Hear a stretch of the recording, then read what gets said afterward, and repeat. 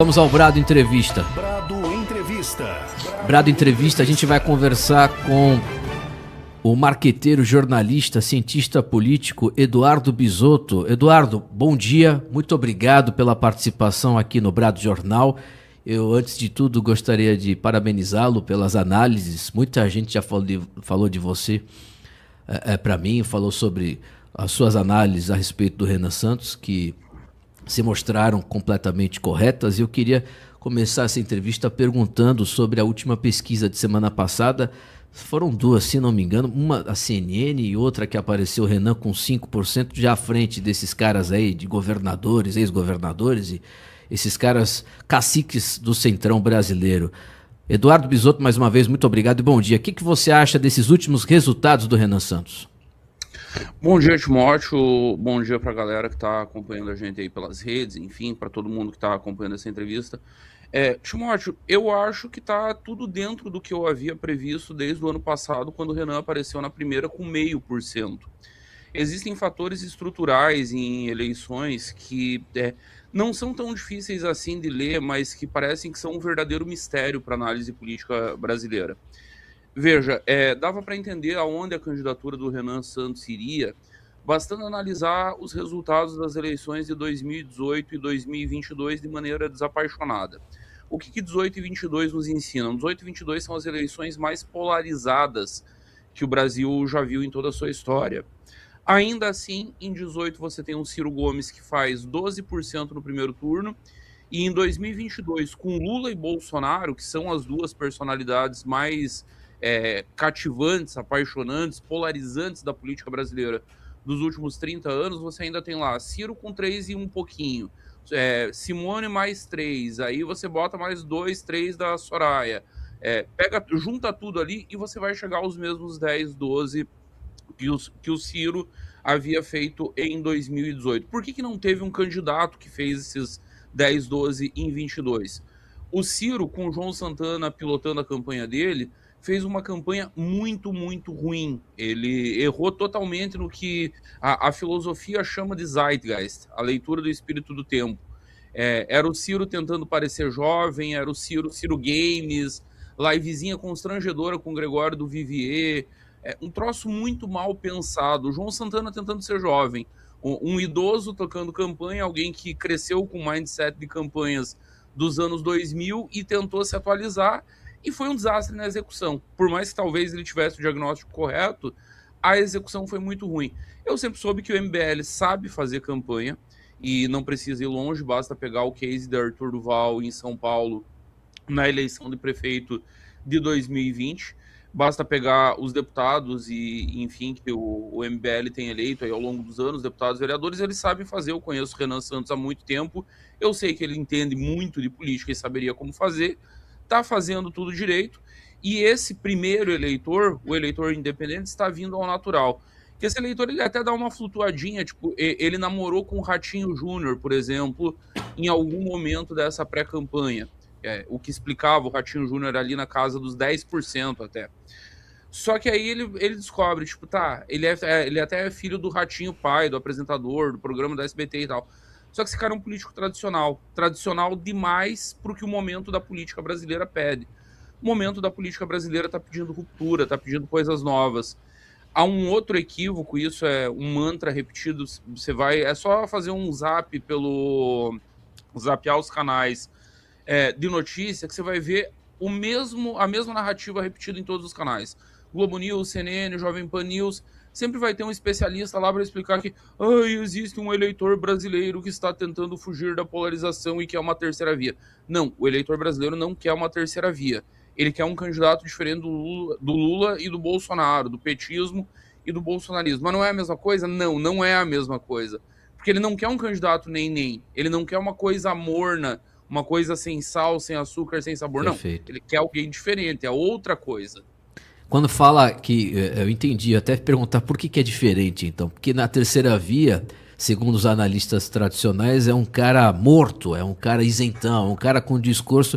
Na verdade, o sujeito eleitor, desse tipo de eleitor, não quer o bolsonarismo, nem o lulismo, nem o petismo. Ele quer uma pessoa que fale, que seja agressiva, exatamente como se comporta o Renan Santos nessas pautas aí, com muita agressividade. Eu concordo do jeito que ele está se portando. O que você acha, Eduardo?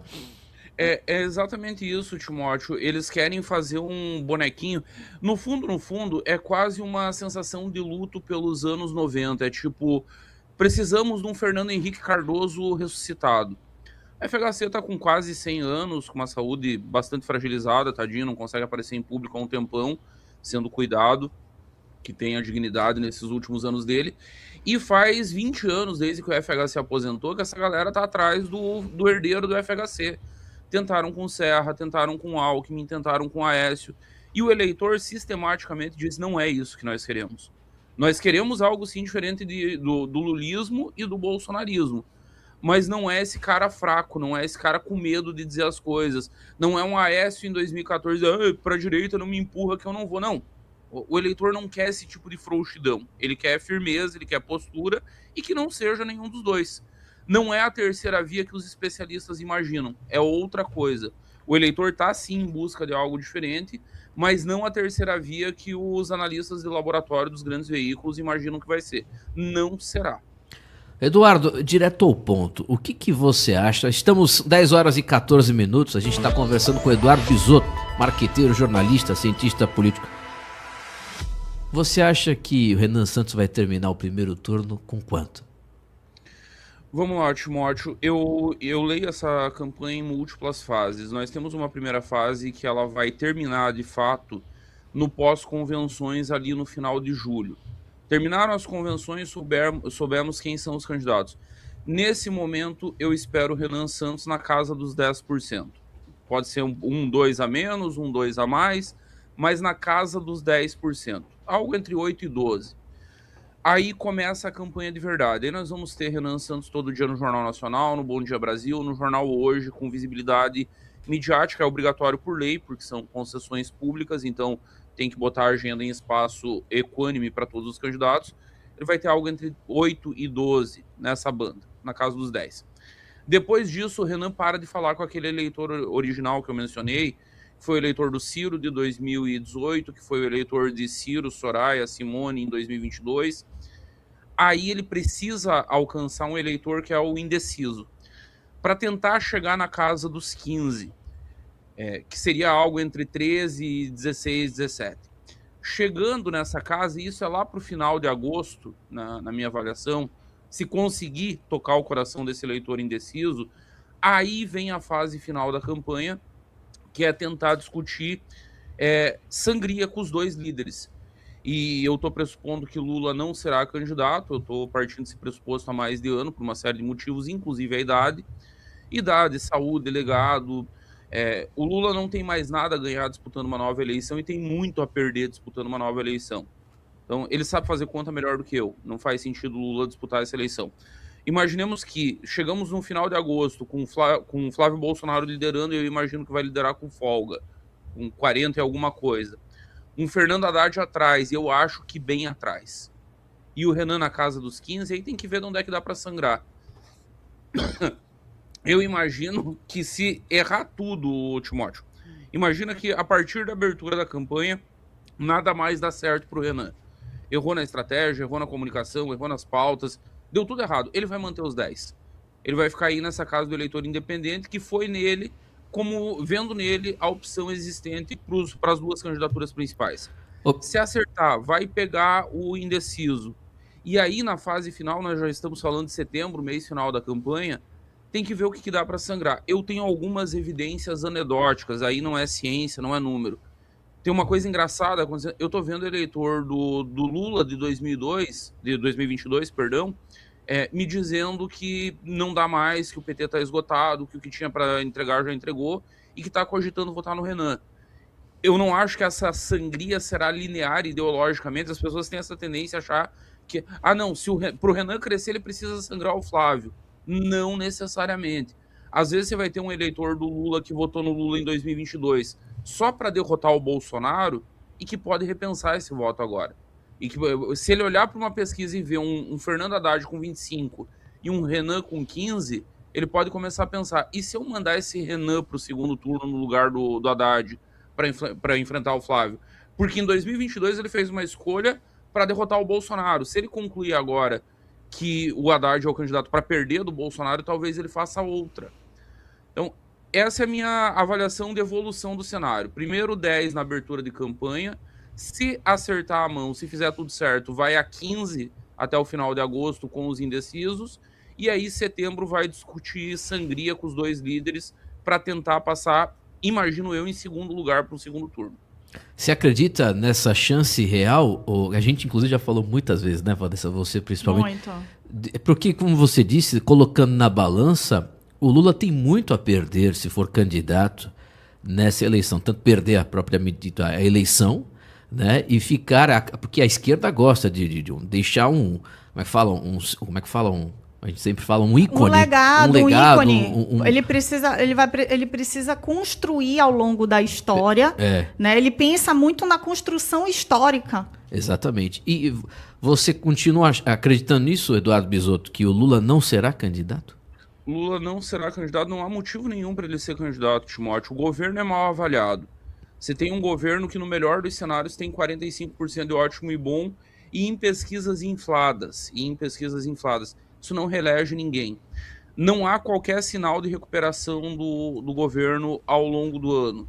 Lula disputou 3 eleições antes de ganhar a primeira. Ele disputou 89, 94 e 98. Perdeu 3. Depois que ele ganhou, depois que ele foi governo, só tem vitória. E não só dele. Em 2010, ele encerra um governo com 80% de aprovação e elege como sua sucessora uma mulher que nunca tinha sido síndica de prédio. Tal era a força que ele pôde se dar o luxo de escolher alguém com dislexia. A Dilma tinha um problema claro de dislexia, comunicava muito mal, com péssima relação com o mundo político, e ele empurra isso goela abaixo, o mundo político tem que engolir, e ele elege ela, depois numa reeleição dificílima, com o governo dela mal, ele reelege com a força do carisma dele, entrando na campanha, jogando pesado. Em 21, esse cara é tirado da cadeia. Olha o poder simbólico disso. É quase um Mandela brasileira. Talvez a gente não tenha se dado conta do nível do simbolismo no meu campo político, porque a galera é antilulista.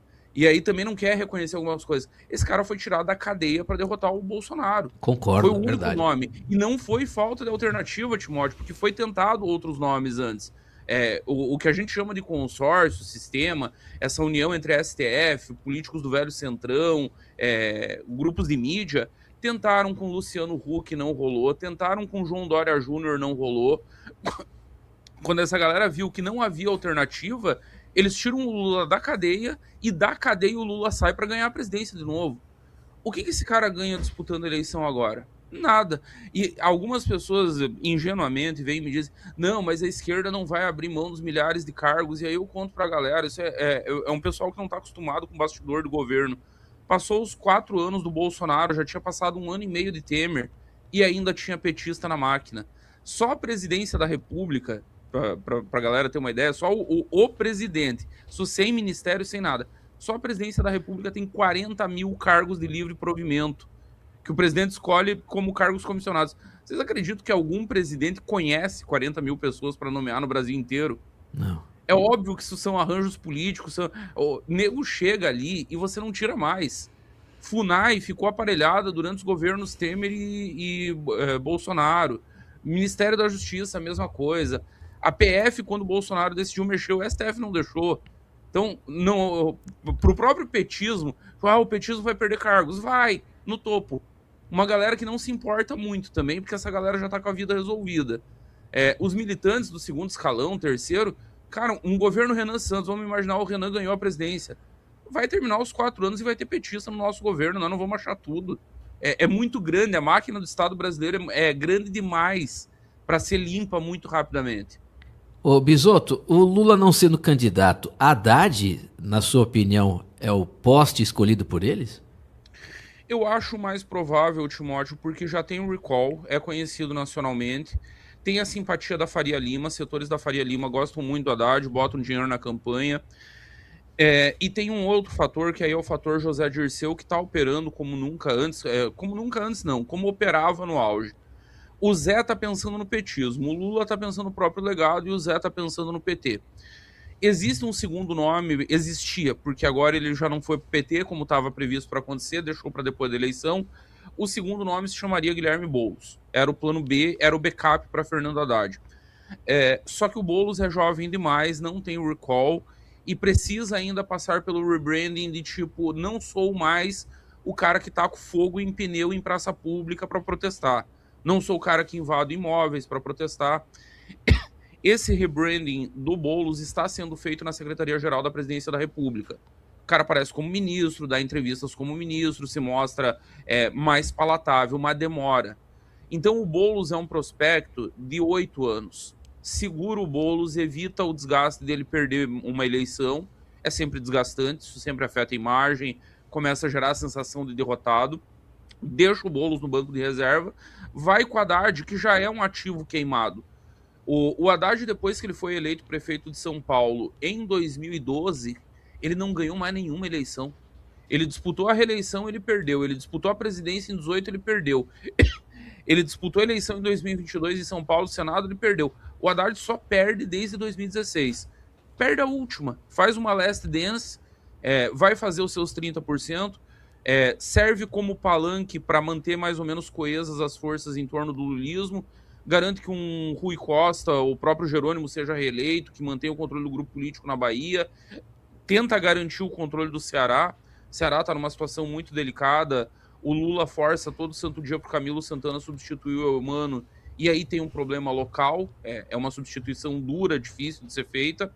Tenta manter esses polos de poder local e preserva Guilherme Boulos para a disputa em 2030. E Flávio Bolsonaro nesse cenário aí, eleito presidente? Hoje ele é favorito. Hoje Flávio Bolsonaro é claramente favorito por um fator muito simples. Quando um governo é muito ruim, como é o caso desse Lula 3, quando o eleitor rejeita, quando o cenário é de tipo, eu preciso me livrar desse governo, o que é a primeira coisa que o eleitor vai pensar? Acho que travou aqui para mim. Travou o vídeo, mas o áudio tá bom. O que importa. Deixa eu arrumar a câmera aqui que já volta. O que o eleitor vai pensar, Timóteo? A primeira coisa que vai passar na cabeça do eleitor é: quem é a oposição a isso? E quem é a oposição a isso hoje? O que vem à cabeça do eleitor é Bolsonaro. Não é nem o Flávio, é o sobrenome Bolsonaro. Traz um recall imediato. Muito fácil. Então, se eu quero me ver livre do PT, a lógica é que eu pense imediatamente em Bolsonaro. Por isso, hoje o Flávio é muito favorito, nesse momento da corrida. Aí, lógico, depende do desempenho dele em campanha, depende de como que o eleitor vai se entender com ele. A gente tem visto aí nas últimas semanas, meses, uma guerra interna no bolsonarismo. E quem acompanha a política só por rede social pode achar que a campanha está em crise. Eu já vi esse filme antes, tá? Eu vi isso na eleição do Bolsonaro em 18, eu vi isso na reeleição do Bolsonaro em 22.